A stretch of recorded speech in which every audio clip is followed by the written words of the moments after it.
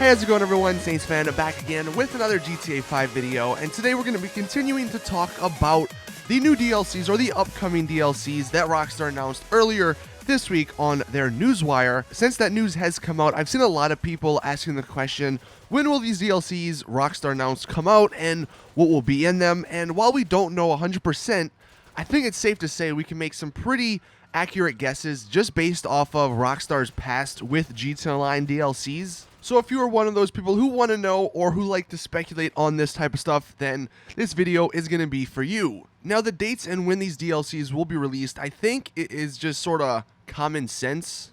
We obviously know these special vehicle races are going to be coming sometime in March this month. Some people are estimating that we'll actually see this DLC this week on the 7th, but unfortunately, I don't think that is going to happen. I feel like that's too close to when they just announced it. The best guess is the 14th, just because it's in the middle of the month. I'm sure when it does come out, they'll have a 2-week-long event going on for the races with double money and all that. So that'll extend it to the 28th, which is, for all intents and purposes, you know, the end of the month. So I think at the moment, the 14th just makes the most sense for these special vehicle races to be released. Now, what we might actually see in that DLC, there are two scenarios I see playing out. One is just going to be the races, and that's it. We won't get any new cars. We're not going to get any new weapons, new clothing. It's just going to be a small update that adds some props to the creator and that adds, you know, the new races that Rockstar created for these special vehicles. And honestly, I think this is going to be the most likely scenario, only because the cars that they talked about in the newswire, the classic cars, and even the new Pro-Gen GP1, that doesn't fit the theme of a special vehicle stunt race. So I think they're going to save those vehicles till after, like I said, the 2-week event that will probably happen, and then they will start to release those vehicles. Just because it wouldn't make too much sense to release these vehicles with races that they can't participate in. So that's why I feel like the races are going to be their own standalone thing, which is kind of unfortunate. But it does mean that we won't have to go as long between DLCs, because we'll have the stunt races, the special stunt races for 2 weeks, and then we'll have new cars basically throughout the month of April, I'm hoping. And sort of speaking of that, I feel like the classic cars and the new cars are going to be sort of like their own mini DLC. What I think is going to end up happening is when the stunt vehicle races come out, in the game files, I think we will actually be able to see all the cars they plan on releasing. I think they're going to package all the vehicles with the stunt update, so they don't have to do 2 updates back to back. Obviously, they've done that numerous times in the past, and at this point, I don't think they really care that much that people find what the cars are before they come out. If anything, it just builds the hype, because then people actually know what they want, and they're anticipating those vehicles coming out. Now, as for the release dates of these classic and new cars, like I said, on the 28th, that'll be basically the end of March. I think they're going to stagger these out. Now, we don't know how many of these cars they're going to bring, but it is going to be classic cars in addition to new cars, because they did show the picture of the Pro-Gen GP1, which is obviously not a classic car. So I think it's going to be a mix between classic and new, and I think maybe this is what makes the most sense to me.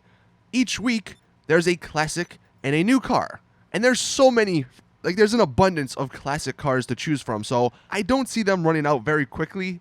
I mean, I've done multiple videos on this topic, but just off the top of my head, some classic cars, the Turismo Classic, like they said, the Infernus Classic, the Cheetah Classic, the Deluxo, the Hermes. If they want to go Benny's style vehicles, you got the Dominator Classic, which could be like the Shelby Mustang, like the 67 Shelby Mustang. Then you have the Dinka Jester Classic or Retro, which will turn into the Toyota Supra from San Andreas. The Ubermax Sentinel Retro, which is basically like the GTA 4 BMW style car added to Benny's. You got the Coquette Retro Custom if they wanted to add that to Benny's. There's so many options. That's just a few off the top of my head.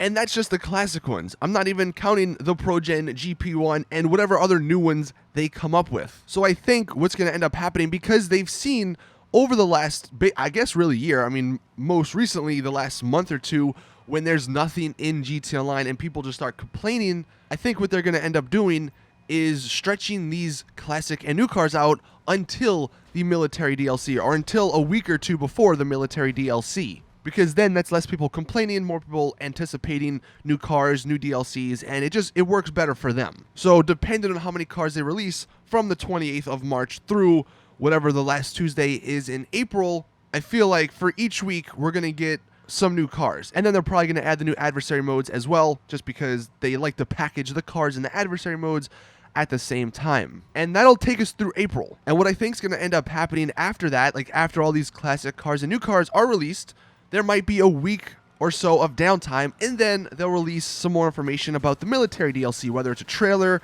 or just a newswire with some new screenshots and some new information. And then that'll hold us off until the actual DLC comes out sometime in May, and then after that is to be determined.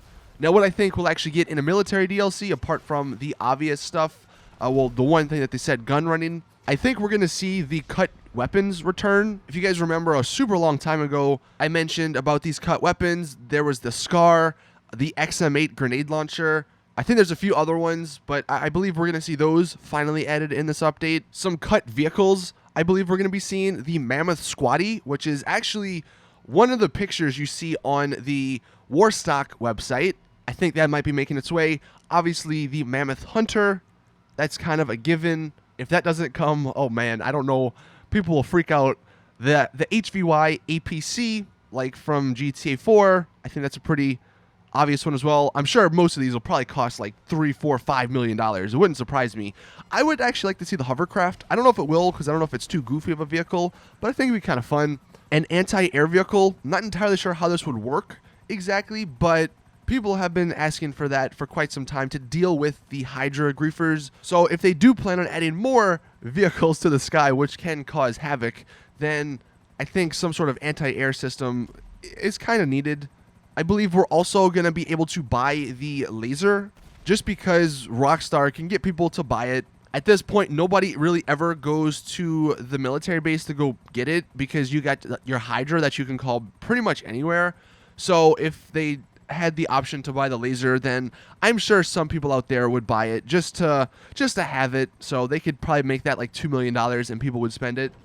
And then last but not least, I think what would be really fun is some sort of like old-time warfighter plane, maybe with a cannon on it that doesn't explode. I don't really know how practical it would be in terms of PvP. I guess you could probably make it a little bit more fast. I guess it'd be like the stunt plane. It'd be like the stunt plane, but with guns. And I think that'd be kind of fun, because a stunt plane obviously is really easy to handle, and if they made the stunt plane a little bit faster, I think it could somewhat combat the Hydra. But that is what I think is going to happen. I mean, just taking what they've done in the past, just knowing how Rockstar operates, I think this is a pretty solid speculation. Obviously, I could be wrong on some aspects, but I feel like this is what's going to end up happening. Let me know in the comment section, though, what you guys think. When do you think the stunt vehicle races are going to be released? Do you think it's going to come out this week on the 7th, next week on the 14th, or sometime after that? All I know is that I'm actually pretty excited, not so much for the stunt races. I'm still going to have fun with them, and I think they're going to be really cool, but I'm really pumped up for that military DLC. Anyway, thank you all for watching. Please drop a like, subscribe, all that stuff, and as always, I'll see you guys in the next one.